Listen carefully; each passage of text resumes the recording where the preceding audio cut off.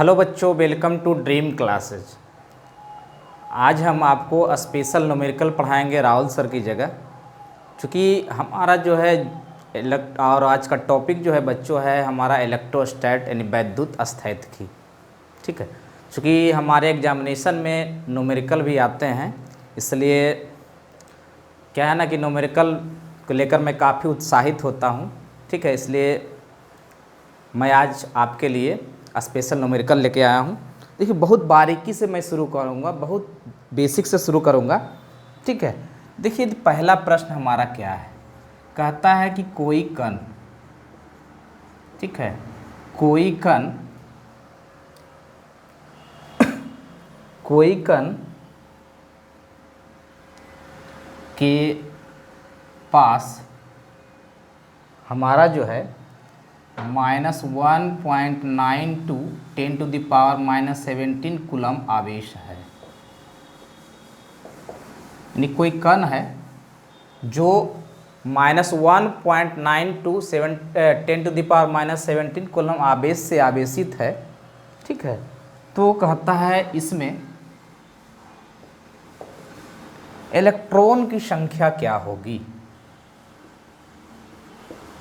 Electron की संख्या क्या होगी। बहुत ही आसान प्रश्न है बच्चों। ठीक है, सपोज दैट कोई हमारा ये पार्टिकल है या कोई कण है जिस पर हमारा आवेश जो है -1.92 10⁻⁻17 कूलम दिया हुआ है बच्चों। ठीक है, तो आप एक फॉर्मूला पढ़े होंगे, ठीक है, या नहीं पढ़े हैं तो देख लीजिए। Q बराबर N इंटू ई होता है। आप क्वांटाइजेशन ऑफ चार्ज में पढ़े होंगे, यानी कि आवेश का क्वांटीकरण में पढ़े होंगे कि जहाँ Q जो होता है बच्चों, ये हमारा क्या होता है, आवेश होता है, और N जो होता है बच्चों, ये हमारा इलेक्ट्रॉन की संख्या होती है, इलेक्ट्रॉन की संख्या होती है, और E जो होता है ये हमारा इलेक्ट्रॉन का आवेश होता है। इलेक्ट्रॉन का क्या होता है बच्चों, तो आवेश होता है। ठीक है, तो इसी फॉर्मूला का हम प्रयोग करेंगे। चूँकि हमें संख्या निकालनी है तो N बराबर Q/E होगा, और हमारा आवेश दिया हुआ है ये है -1.92 और 10⁻⁻17 और बट्टा, और इलेक्ट्रॉन का आवेश जो होता है बच्चों -1.6 इंटू 10⁻⁻19 कूलम होता है। ये आपको याद होगा, ये नहीं याद होगा तो याद कर लीजिए। ठीक है, तो संख्या में माइनस चिन्ह कंसीडर कर भी सकते हो, नहीं भी कर सकते हो। ठीक है, तो यहाँ तो यदि कंसीडर करें दोनों कट जाएगा और ये 19 होगा ना। तो बच्चों यहाँ पे क्या है, यदि कैलकुलेशन किया जाए तो 1.92 बाई 1.6 और 10⁻⁻17 और प्लस, ये ऊपर जाएगा तो ये प्लस हो जाएगा। यानी कि यदि इसे भाग दिया जाए, ठीक है, तो यहाँ पर आप 0 कर दो तो पहले से ही दशमलव हटा दो, कोई फ़र्क नहीं पड़ेगा। ठीक है, और यदि इसे काटो तो यहाँ पे क्या हो जाएगा, यहाँ पर एक बार में पहले लगेगा बच्चों, फिर हो जाएगा 16 एकम 16 हो जाएगा। यदि 16 से काटा जाए तो, ठीक है, तो 16 से काटा जाए तो यहाँ पर 16 एकम 1 और 16 दूनी 32। ठीक है, और इसे 16 से काटा जाए तो ये हो जाएगा 10, यानी 1.2 इंटू 10⁻² हो जाएगा। और यदि इसे गुना किया जाए तो ये हो जाएगा हमारा 120, यानी इलेक्ट्रॉन की जो संख्या होगी बच्चों वो हमारा 120 होगा। इलेक्ट्रॉन की जो संख्या होगी वो हमारा 120 होगा। यानी कि ये जो कोई कण है, इसमें कोई पूछे कि इलेक्ट्रॉन का संख्या कितना आएगा बाबू, तो ये हमारा क्या हो जाएगा ना, 120 होगा। ठीक है, इसका आप स्क्रीनशॉट भी ले सकते हो। ठीक है, और बहुत आसान प्रश्न है। ठीक है, तो उम्मीद करते हैं कि ये बच्चों आपको समझ में आई होगी, बिल्कुल समझ में आया होगा। ठीक है, चलिए बच्चों, अब एक से एक इंटरेस्टिंग क्वेश्चन मैं लेके आया हूँ। अच्छा लगे तो कमेंट बॉक्स में ज़रूर कमेंट कीजिएगा। ठीक है, चलिए अब दूसरे प्रश्न की ओर आते हैं, और दूसरा प्रश्न भी मैं काफ़ी चुनिंदा प्रश्न लेके आया हूँ। देखिए चुनिंदा प्रश्न क्या है कि हमारा क्वेश्चन नंबर दूसरा बहुत ही आसान प्रश्न है, कहता है कि 1 कप जल में कितना धन और ऋण आवेश होगा।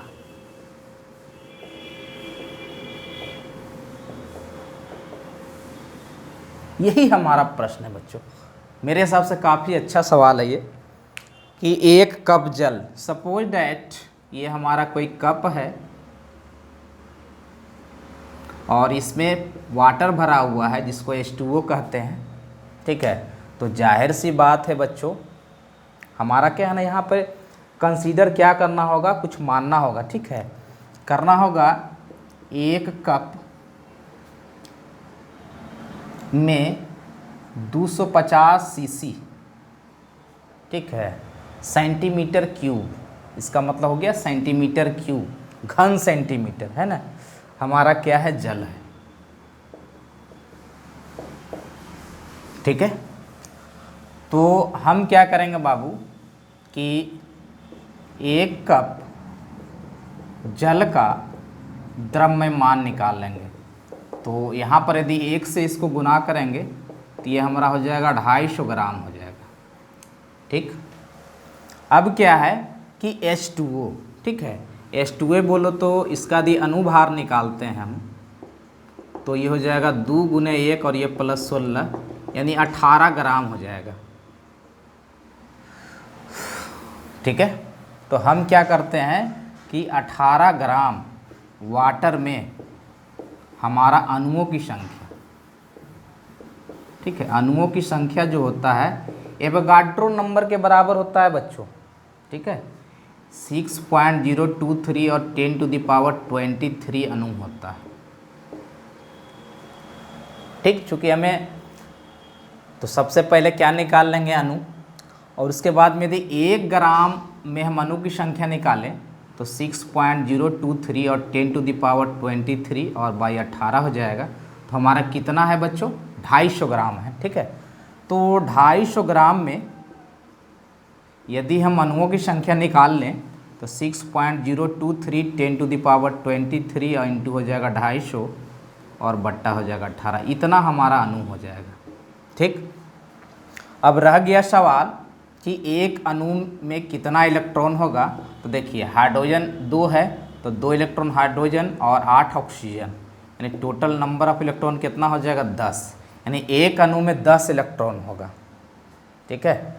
इसका मतलब इतना अणु है, तो इसलिए यदि इलेक्ट्रॉन की संख्या निकाली जाए, इलेक्ट्रॉन की संख्या निकाल लें हम, तो यहाँ पर जितना अणु की संख्या निकला उसमें 10 से गुना कर देंगे बच्चों। 6.023 10⁻23 250 गुने 10 कर देंगे और बट्टा 18 कर देंगे, हमारा इलेक्ट्रॉन का संख्या हो जाएगा, ठीक है।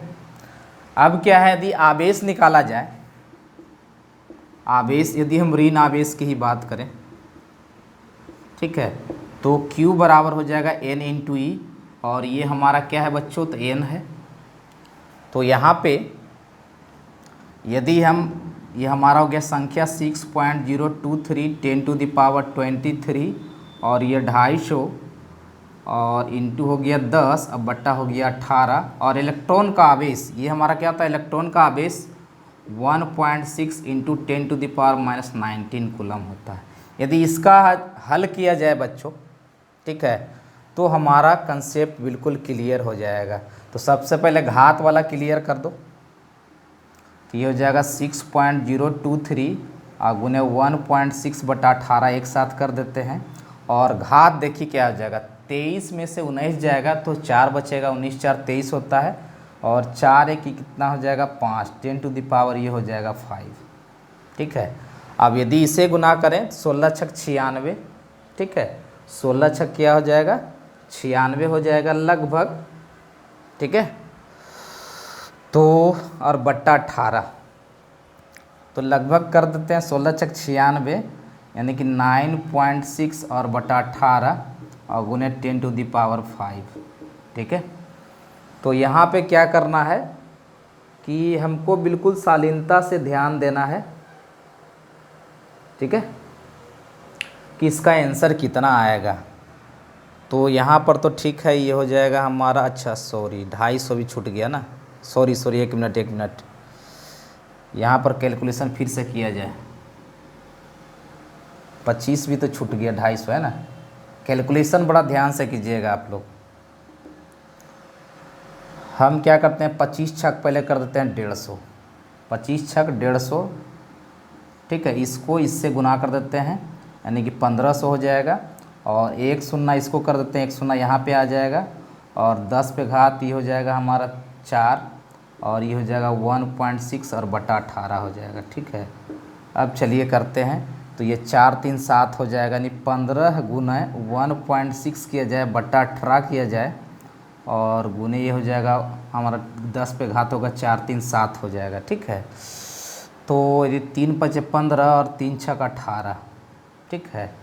और यदि 6 से इसे काटा जाए तो लगभग हमारा जो आएगा, लगभग में आंसर आएगा 6 दूना 12, और ये हो जाएगा दशमलव ना है, दशमलव दे दीजिए, पहले दशमलव पड़ जाएगा ना, पहले दशमलव पड़ जाएगा, 6 दूना 12, और ये बच जाएगा 4 0 6 छक 36, 6 दूना 12 6 छक 36, लगभग 120 है ना, यानी 24 5 120 होता है। तो ये हो जाएगा 1.20 और 10 पे घात ये 7 हो जाएगा। इतना हमारा क्या हो जाएगा ना, कूलम आवेश हो जाएगा। इतना क्या हो जाएगा हमारा, कूलम आवेश हो जाएगा बच्चों, ठीक है। कूलम आवेश है, ये हमारा क्या हो जाएगा, आंसर हो जाएगा। बिल्कुल आप इत्मीनान से इसको समझ के आप इसको स्क्रीनशॉट भी ले सकते हैं, ठीक है। कैलकुलेशन मिस्टेक नहीं कीजिएगा, थोड़ा सा मिस्टेक हो जाएगा ना बाबू तो परेशानी का सबब होगा, ठीक है। इसलिए कैलकुलेशन बिल्कुल फास्ट होनी चाहिए। और देखिए आपका जोड़ घटाव गुना भाग, जोड़ घटाव गुना भाग आपका क्लियर रहेगा तो आपका कैलकुलेशन कोई काट नहीं सकता है, ठीक है। तो उम्मीद करते हैं बच्चों आपको अच्छा लग रहा होगा आज का क्लास में हमारे साथ जुड़कर, ठीक है। और अब हम अगले प्रश्न की ओर बढ़ते हैं। तो हमारा दूसरा ही प्रश्न है, तीसरा प्रश्न देखते हैं कि हमारा क्या होगा, ठीक है।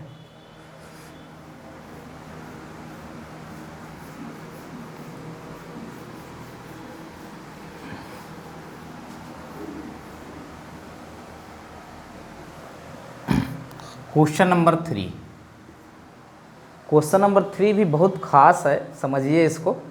कहता है कि एक धातु के गोले के पास, एक धातु का गोला,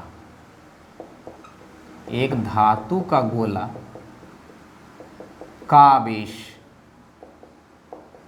ठीक है, दिया हुआ है हमारा -6.5 माइक्रोकूलम है, ठीक है। अब कहता है कि इससे 5 गुने 10 पे घात 13 इलेक्ट्रॉन निकल जाता है, तो बचे कुल आवेश बताएं। यही प्रश्न है बच्चों, अच्छा सवाल है। कहने का मतलब क्या, मान लिया जाए कि ये हमारा गोले का धातु का गोला है, ये हमारा धातु का क्या है, ये गोला है, और यहाँ पर आवेश Q है -6.5 माइक्रोकूलम, ठीक है। चलिए अब इससे क्या है ना कि हमारा -Q1 आवेश जो है निकल गया, तो हमारा बचेगा क्या, Q2 आवेश। तो Q बराबर क्या हो जाएगा, Q - Q1 हो जाएगा। तो यदि हम Q1 निकालें बच्चों तो Q2 हमें ये क्या हो जाएगा, बचा हुआ आवेश, बचा हुआ आवेश, ठीक है। तो यहाँ पे क्या है कि हम यदि Q1 काउंट कर लें तो Q1 बराबर क्या हो जाएगा, इलेक्ट्रॉन की संख्या इंटू इलेक्ट्रॉन का आवेश। तो इलेक्ट्रॉन की संख्या यहाँ पर कितना निकला है, तो यह हो गया 5 गुने 10 पे घात 13, इलेक्ट्रॉन का आवेश होता है 1.6 गुना 10⁻⁹ कूलम। तो देखिए ये 16 पचे तो 80 हो जाएगा, और ये 10⁻⁴ हो जाएगा। ठीक है, इस चीज़ को याद रखिएगा। ये बिल्कुल बेहतरीन सवाल है बच्चों। इस तरह का प्रश्न अक्सर हमारा जो है बच्चों लोग को ये सवाल बिल्कुल समझ में आनी चाहिए। ठीक है, तो देखिए इस तरह का प्रश्न है, यदि इसको माइक्रो कूलम में चेंज किया जाए तो यदि हम क्या करें ना कि इसको हम ऐसा करते हैं कि यहाँ पे इलेक्ट्रॉन की संख्या को, तो हमारा इलेक्ट्रॉन का आवेश तो ये ठीक है, माइक्रो कूलम है, चलिए ठीक है, चलिए 13 6 19 होता है ना, तो हो गया 8 माइक्रो कूलम हो गया बच्चों। ठीक है, कैलकुलेशन सही कीजिएगा। अब हमारा क्या है, बच गया Q2 बराबर हो जाएगा Q माइनस Q1। तो Q हमारा दिया हुआ है -6.5, और ये भी तो इलेक्ट्रॉन की संख्या होगी। ठीक है, ये भी नेगेटिव में होगा हमारा, तो ये -8 माइक्रो कूलम हो जाएगा, 8 ही रह देते हैं, तो हो जाएगा -6.5 और +8। ठीक है, तो यहाँ पे क्या हो जाएगा हमारा, ये Q1 का जो साइन होगा नेगेटिव होगा, ये हो जाएगा हमारा 1.5 माइक्रो कूलम होगा, और जो बचेगा वो हमारा पॉजिटिव चार्ज होगा। चूँकि इलेक्ट्रॉन तो उतना निकल गया ना, तो इलेक्ट्रॉन की कमी आ गई, तो इस पे हमारा जो चार्ज बचेगा ये हमारा पॉजिटिव नेचर का होगा, पॉजिटिव नेचर का होगा। और ये जो हमारा Q1 आवेश जो है ये हमारा निगेटिव नेचर का होगा, चूँकि इतना इलेक्ट्रॉन मूव निकल गया। ठीक है, तो इस तरह से हमारा एक क्वेश्चन बन गया बच्चों, 1.5 माइक्रो कूलम आ गया। बिल्कुल इत्मीनान से बना सकते हैं, कोई परेशानी नहीं है। ठीक है, चलिए ये तो हमारा तीसरा सवाल था आज के क्लास में बच्चों। अब हम आते हैं कुछ अलग कंसेप्ट पर। प्रश्न जो है देखिए आपको अच्छा लगेगा। Question number 4।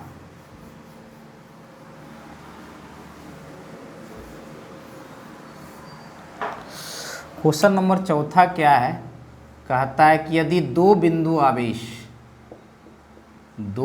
आवेश के बीच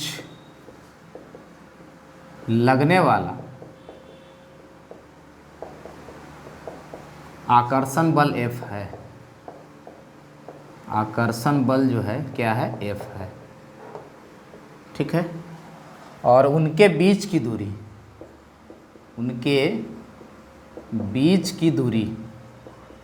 D है। ठीक है, तो कहता है इन दोनों को कितनी दूरी पर रखा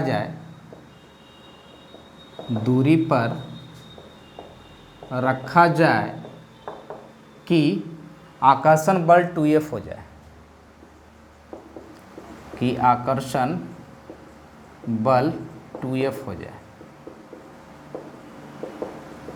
ठीक है, बहुत ही आसान प्रश्न है बच्चों, तो घबराइएगा नहीं।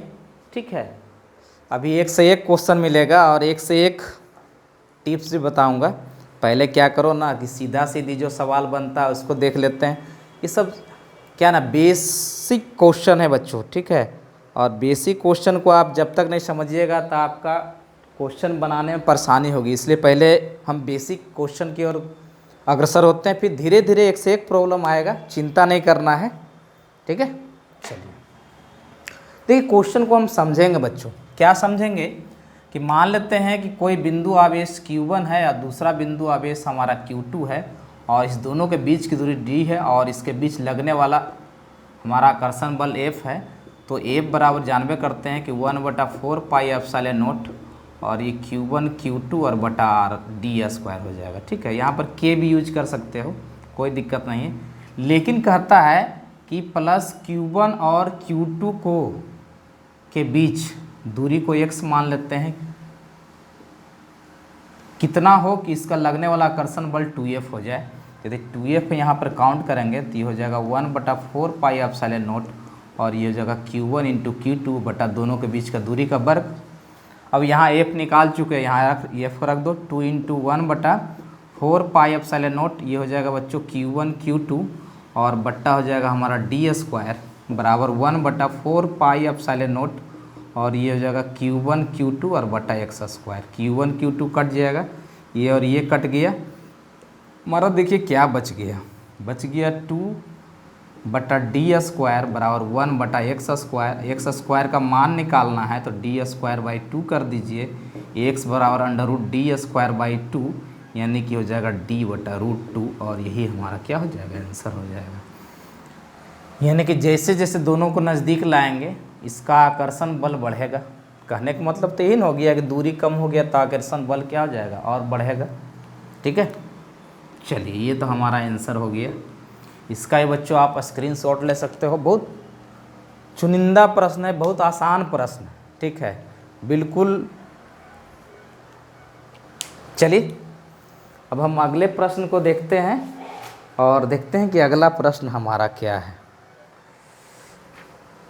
ठीक है, चलिए देखा जाए क्वेश्चन नंबर 5।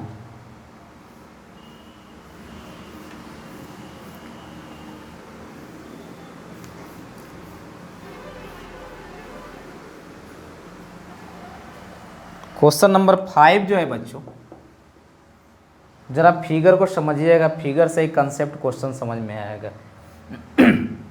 कहता है कि हमारा ये बिंदु है, यहाँ पे हमारा Q1 आवेश है और यहाँ जो है हमारा B बिंदु है और इस पे हमारा Q2 आवेश है और इन दोनों के बीच की दूरी जो है ये हमारा 6 मीटर है। और कहता है कि इसके मिड पॉइंट यानी कि मध्य बिंदु से के लंबवत रेखा पर इसको मध्य बिंदु O मान लीजिए, यानी मध्य बिंदु के लंबवत यानी कि इसका लंबवत रेखा पर कोई P बिंदु है और इस पर कोई जो है हमारा Q3 आवेश है। ठीक है, और हमारा Q1 बराबर जो दिया हुआ है, ये दिया हुआ है बच्चों 2 माइक्रोकूलम और ये Q2 बराबर भी दिया हुआ है 2 माइक्रोकूलम और ये Q3 बराबर जो दिया हुआ है ये हमारा दिया हुआ है 3 माइक्रोकूलम। और कहता है कि O से P का जो डिस्टेंस है 4 मीटर दिया हुआ है, तो जाहिर सी बात है कि मिड पॉइंट है तो यहाँ से यहाँ तक की दूरी 3 मीटर होगा और यहाँ से यहाँ तक का भी दूरी जो होगा हमारा 3 मीटर होगा।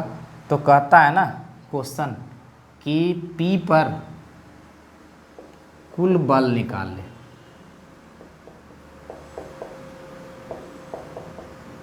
यही क्वेश्चन का खासियत है। ठीक है, तो यदि आप समझदार होगे तो क्वेश्चन आसानी से बनेगा। ठीक है, चूँकि तीनों आवेश A, B और C पॉजिटिव धनात्मक आवेश है। ठीक है, चलिए आगे बढ़ते हैं बच्चों।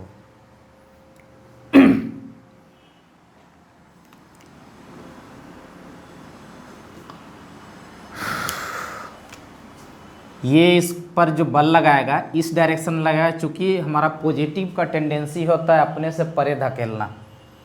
तो यदि यहाँ पे हमारा इस पर यदि बल लगाते हैं, ठीक, इसको F1 मान लेते हैं और ये हमारा थीटा कोण है। ठीक है, तो जाहिर सी बात है ये भी दोनों पॉजिटिव है। यहाँ पर हमारा Q3 था ना, ये हमारा 3 माइक्रोकूलम था। ये भी इस पे बल लगाएगा तो ये भी इसको परे धकेलेगा, ये हमारा F2 हो जाएगा, यानी ये भी थीटा हो जाएगा। ठीक, क्लियर। अब देखिए यहाँ पे क्या है ना कि हम P बिंदु पर, ठीक है, P बिंदु पर हम जरा डायरेक्शन को शो कर लें। तो जाहिर सी बात है हमारा F2 ऐसे जा रहा है और F1 ऐसे जा रहा है और ये थीटा है बच्चों, तो ये भी थीटा होगा। और आपको पता होगा कि कोई भी सदिश जिस अक्ष साथ पहले कोण बनाएगा वो हमेशा कॉस में टूटेगा, यानी इसका एक कंपोनेंट इधर टूटेगा बच्चों F2 cos थीटा और इधर टूटेगा हमारा F2 sin थीटा। ठीक, ये ऐसे जा रहा था, एक कंपोनेंट x में एक कंपोनेंट y में F2 का टूटेगा और F1 ये ऐसे जा रहा है, इसका मतलब इधर भी चूँकि एक अक्ष का थीटा कोण बना रहा है तो ये हो जाएगा F1 cos थीटा और इधर जा रहा है इसका एक कंपोनेंट टूटेगा, ये हमारा हो जाएगा बच्चों F1 sin थीटा। यहाँ तक तो हो गया। अब इसके पहले हम ज़रूरत पड़ेगी F1 और F2 के मैग्नीट्यूड की, तो F1 का मैग्नीट्यूड निकालेंगे तो K कांस्टेंट कह देते हैं और ये हमारा जो हो जाएगा Q1 Q2 तो ये हो जाएगा 2 और माइक्रो का मतलब 10⁻⁻6 और ये हो जाएगा 3 गुने 10⁻⁻6 और बटे ये देखिए 3 और 4 तो ये 5 हो जाएगा, तो ये हो जाएगा 5 का स्क्वायर। ठीक है, और यदि F2 की बात की जाए तो कांस्टेंट को K ही ले लेते हैं और इधर भी हमारा 2 माइक्रोन 10⁻⁻6 3 माइक्रोन 3 × 10⁻⁻6 और आपका ये भी दूरी क्या हो जाएगा बराबर 5 हो जाएगा, तो ये हो जाएगा बटा 5 का स्क्वायर। तो किसी एक को काउंट कर लो तो यहाँ क्या आ जाएगा F1 बराबर F2 आ गया, दोनों में से किसी एक का, और इसको हम क्या करते हैं इसको F के बराबर कर देते हैं क्योंकि दोनों का मैग्नीट्यूड है ही है। तो यदि इसकी कैलकुलेशन की जाए तो इस K का मान जो होता है 9 × 10⁹। ठीक है, ये हो गया 2 तिया 6 और 10⁻⁻12 और बट्टा हो गया 5 × 25। ठीक है, और ज़्यादा कीजिएगा तो यहाँ 4 से गुना कर दो और यहाँ 4 से गुना कर दो तो इसका जो होगा मान आ जाएगा, ये हो जाएगा 25 चौक 100 और ये हो जाएगा 6 चौक 24 यानी कि 24 गुने 9 और ये 10 पे घात 9 है और 10 पे घात -12 हो जाएगा और बट्टा हमारा ये हो जाएगा 10 पे घात 2 हो जाएगा। ठीक है, तो 24 नमा 9 चौक 36 2 16 हो जाएगा और 10 पे घात कितना हो जाएगा 9 और -14 यानी कि इसको हम लिख सकते हैं 216 और गुना 10 पे घात -5 और ये हमारा क्या हो जाएगा न्यूटन हो जाएगा। ठीक है, अब चलिए इतना तो हम पहले F1 या F2 का मैग्नीट्यूड हम निकाल लिए। अब हमें इधर ज़रूरत है, यदि x दिशा में कुल हम बल निकालें, x दिशा में कुल बल तो क्या हो जाएगा बच्चों, इधर भी तो ये है हमारा F2 cos थीटा और ये है F1 cos थीटा, दोनों का मैग्नीट्यूड बराबर है, इसको 2F cos थीटा कह देंगे। ठीक है, तो 2F cos थीटा कह देंगे और बाई दिशा में, तो बाई दिशा में हमारा क्या हो जाएगा, ये हो जाएगा सिग्मा F बाई भी कह सकते हैं इसको। ठीक है, और इसको सिग्मा FX भी कह सकते हैं। तो यहाँ पे क्या है, एक अपर डायरेक्शन में इसको पॉजिटिव ले लो F2 साइन थीटा, ये डाउनवर्ड डायरेक्शन में है तो हो जाएगा -F1 साइन थीटा, दोनों का मैग्नीट्यूड बराबर रहने के कारण ये दोनों क्या कट के क्या हो जाएगा 0, यानी कुल बल हमारा क्या लग जाएगा, कुल बल हमारा रह जाएगा सिग्मा FX यही रह जाएगा और ये हो जाएगा बच्चों 2F cos थीटा। ठीक है, तो 2F यहाँ पर तो F का मान काउंट कर चुके हैं, ये हो जाएगा 2 गुने 2 16 और गुना 10 पे घात -5 और cos थीटा का मान आप यहाँ से निकाल लो, चूँकि ये थीटा है तो ये भी क्या हो जाएगा थीटा और यहाँ cos थीटा बराबर जो लिखिएगा आधार यानी 4/5 हो जाएगा, तो ये हो जाएगा 4 और बटा 5। ठीक है, तो ये हो जाएगा 4 दूने 8 यानी कि 216 गुने 8 और बट्टा 5 गुने 10 पे घात -5। ज़्यादा कीजिएगा 216 को 8 से गुना करेंगे, 216 गुने 8 ये हो जाएगा 8 × 48 और 8 × 4 12। ठीक है, और ये हो जाएगा 8 × 2 10 1 × 11, 8 × 6 = 48 8 × 4 12 8 × 2 10 1 × 11। ठीक है, और बट्टा 5 यानी कि बट्टा 5 दिस कैलकुलेशन किया जाए तो 5 दूना 10 और फिर 5 दूना 10 ये हो जाएगा 5 × 25 और 5 × 6 = 30 यानी हो जाएगा बच्चों ये 225.6 गुने 10 पे घात -5 न्यूटन, ये हमारा कुल बल का योगफल होगा ये हमारा। तो कैलकुलेशन यदि ढंग से करोगे तो ज़्यादा परेशानी नहीं होने वाली है। ठीक है,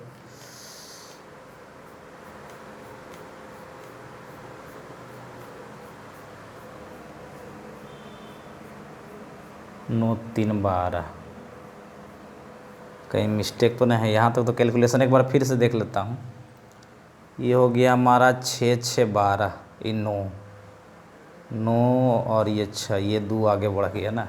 ठीक, 25 × 100। ठीक है, ठीक है, कोई बात नहीं है ना। कैलकुलेशन यदि आपका सही होगा तो फिर कोई प्रॉब्लम नहीं, इतना आप आंसर कर सकते हो।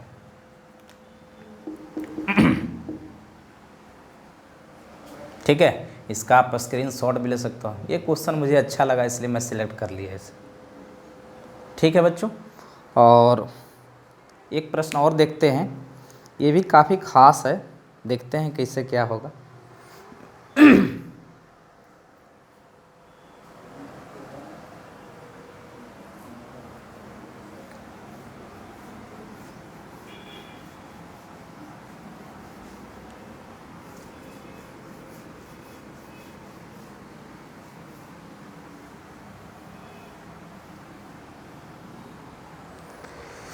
क्वेश्चन नंबर 6, ठीक है।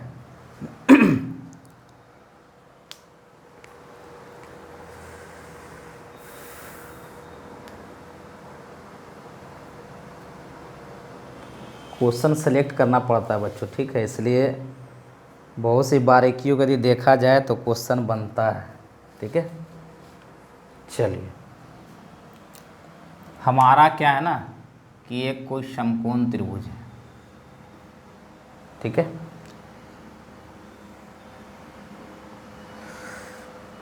इस शीर्ष को हम लेते हैं P, और A है और ये हमारा B है, ये 90 डिग्री है, ज़रा ध्यान दीजिएगा। और कहता है कि हमारा शीर्ष A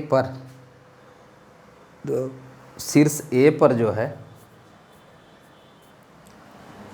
इस पर हमारा 2 × 10⁻⁻8 कूलम आवेश है, और इस पर हमारा जो है B पर जो है सिर्फ 10⁻⁸।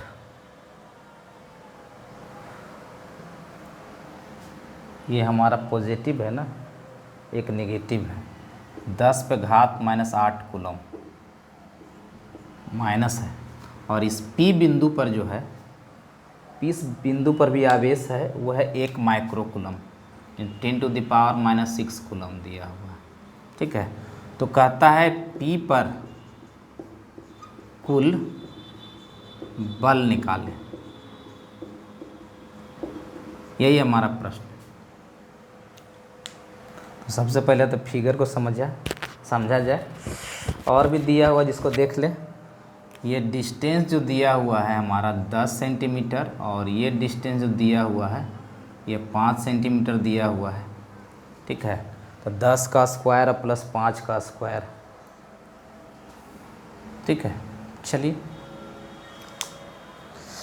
अब देखिए, यदि हम इसे पहले फिगर को समझते हैं और बनाते हैं, हमारा इस प्रकार से है, समझिए। ये P हो गया, P बिंदु अंदर कर देते हैं, ज़्यादा अच्छा रहेगा। ये P बिंदु हो गया, A बिंदु हो गया, और ये B बिंदु हो गया।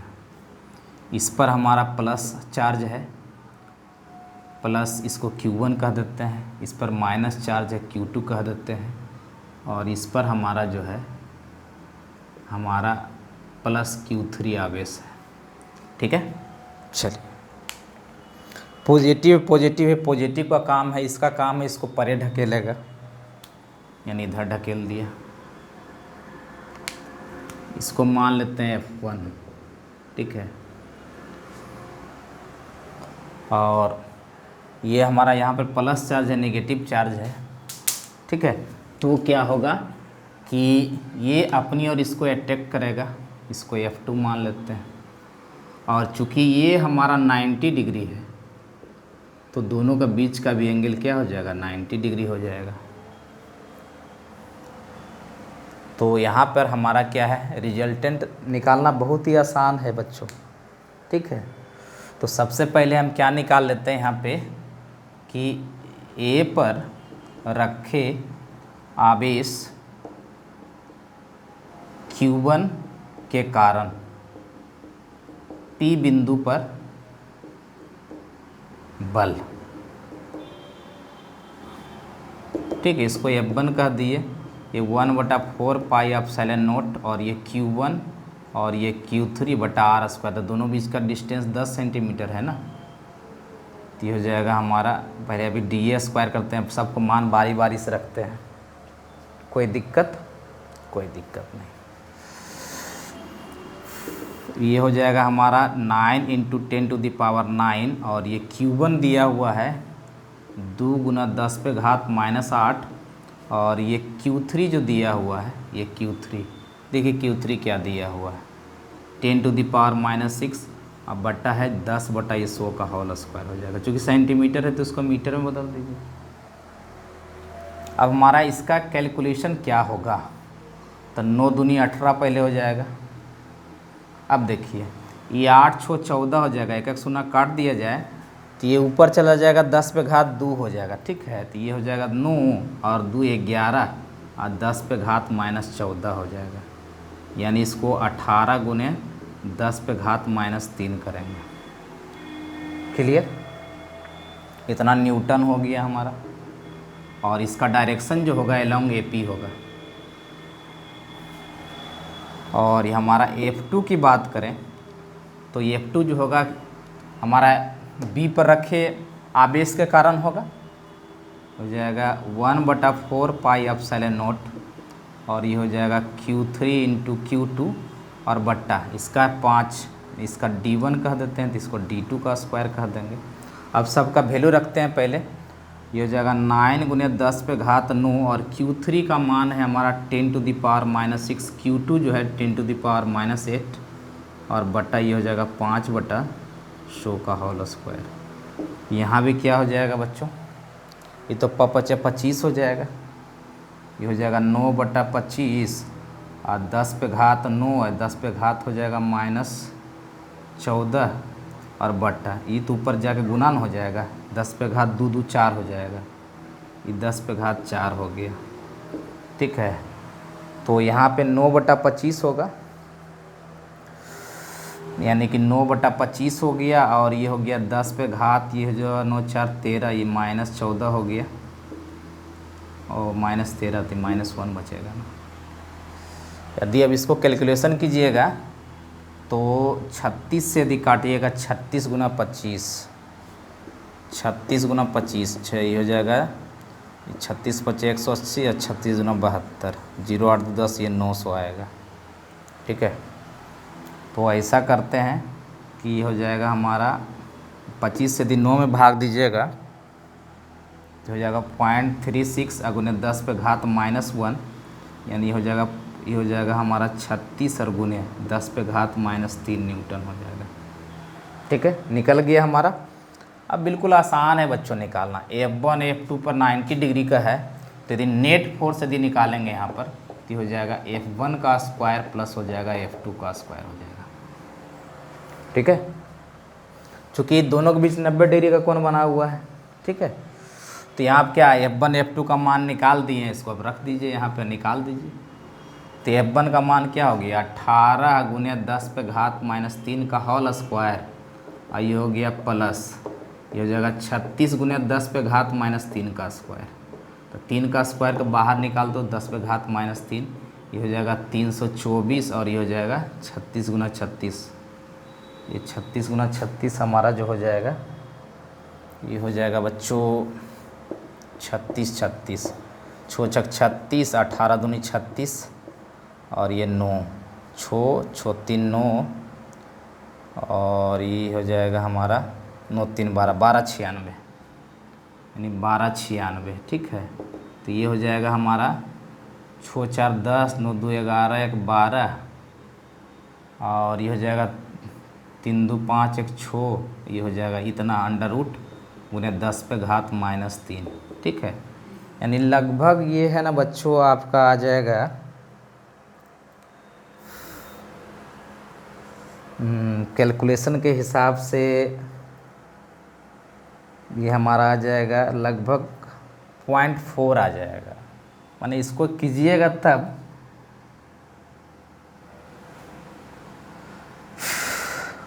बहुत ही आसान है निकालना।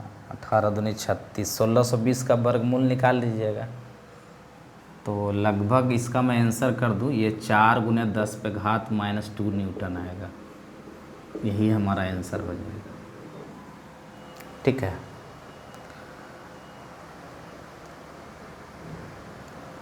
तो कैलकुलेशन आपके हाथ में बच्चों। मेरा काम है कि क्वेश्चन को बना देना, क्वेश्चन को समझा देना, और आपका काम है इसको समझना। तो बच्चों आज का क्लास मैं इतना ही तक रहने देता हूँ और अगले क्लास में और भी जमकर न्यूमेरिकल प्रैक्टिस करेंगे। ठीक है, और कैलकुलेशन पर ज़्यादा तगड़ा कर रखिएगा, लेकिन जोड़ घटाव गुना भाग, मेरी बातों को याद रखिएगा। जोड़ घटाव गुना और भाग ये याद रहेगा तो आपको कैलकुलेशन में कोई परेशानी नहीं होगी। कैलकुलेशन में चूंकि एक अंक छूट जाता है तो सारा क्वेश्चन गलत हो जाता है। ठीक है बच्चों, तो मिलते हैं अगले क्लास में।